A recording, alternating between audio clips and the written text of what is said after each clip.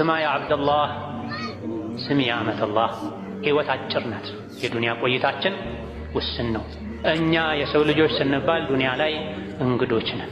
እንግዳ በእንግድነት ያረፈበት ቦታ ምንም ያክል ቢመቸው፣ ቢያስደስተው፣ ቢያምረው እኔ እንግዳ ነኝ፣ ሌላ ቤተሰብ አለብኝ፣ ሀገር አለኝ፣ ስራ አለኝ፣ ኃላፊነት አለብኝ ብሎ ያማረ የእንግዳ ማረፊያውን ትቶ መሄዱ እንደማይቀረው ሁሉ እኛም ዱንያ ላይ እንግዶች ነንና አንድ ቀን ዱንያን ትተናት መሄዳችን አይቀርም።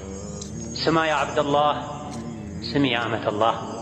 አንድ ቀን እንግድነቱ አብቅቶ ወደንም ይሁን ተገደን ተነስ ተነስ ተነሽ መባላችን አይቀርም። እንወጣለን ከዱንያ ምን ይዘን? የሰራነውን ሥራ ይዘን። የዱንያ ሰዎች ከሰጡን ቢበዛ ነጭ አቦጅዲ ቢሰጡ ትርፍም አይሰጥ።